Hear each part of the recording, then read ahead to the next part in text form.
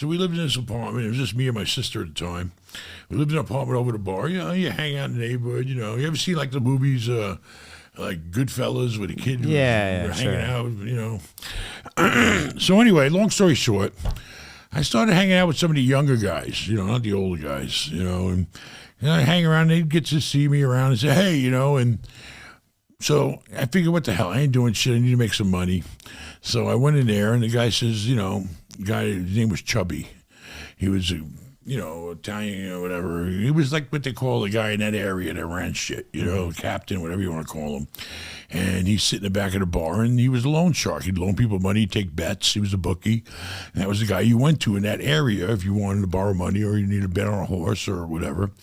So he didn't care for me for some reason. I think because he knew I wasn't stupid. You know, ignorant people don't like smart people. You know, it's just the way it is. You make them feel stupid, you know, which they are. So anyway, Chubby goes to me one day and he says, "Hey, you know, go pay a visit to this guy. He owes me $1,000. And I guess the guy was a degenerate gambler. You know, he bet on horses and sports or whatever, and he owed Chubby the money. And he tells me where the guy lives and everything. And so I go over there, and it was a similar type building, you know, shitty old apartments. And I knock at the guy's door, and I walk in there, and, you know, it was total. He had a big bottle of Cutty Sark. I don't know if you've ever seen Cutty Sark. It's a bottle of liquor. It was commonly drunk and back then, and he had a big bottle there, and he's sitting on those stupid folding tables. You ever see those stupid old tables you put out in front of the TV? Yeah, sure, yeah. And he had an old black and white TV with the fucking daubs on it. We're talking back in, you know, 80s with the rabbit ears and shit, and he's sitting there, and he had a big belly with a white beater T-shirt on. He was a slob, and it looked like a fucking wreck, and he was always drunk. So I come over there and says, "Hey, Chubby sent me over here. You know, you got any money for him?" "Oh, you act like a tough guy." "I ain't got no money." And he was, you know, he's just a real pain in the ass guy. "I ain't got no money," and act like a big shot, tough guy. "Listen, who are you kidding? These guys are gonna come over here and break your fucking arm if you don't pay him some money." Here, I almost felt sorry for the guy because I knew that if I came back with nothing, they were gonna hurt this guy. Yeah. Okay. And so I'm telling the guy, I say, "Listen, you got to have something or somebody. Call a relative. Give me something to go back to this guy with. Give me $500, $300, something.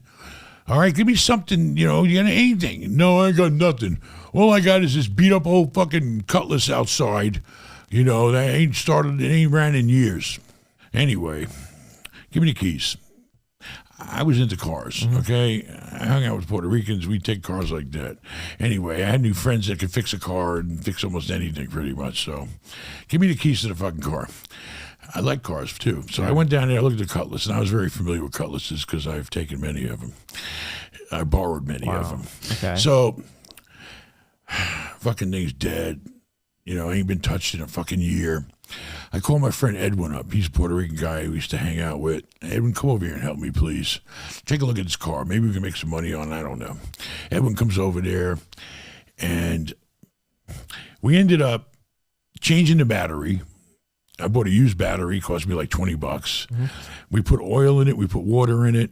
He may have changed a spark plug or two or something like that. Edwin got the fucking thing started. And it wasn't that bad a shape. It was just stopped running, and the idiot just, you know, left it in care. He ain't going nowhere anyway. He ain't got no money to go nowhere. So we get the fucking thing running. Give me the fucking title for it. He gives me the title of the car. I go to another place I know, the junkyards, and, you know, they'll buy cars like that.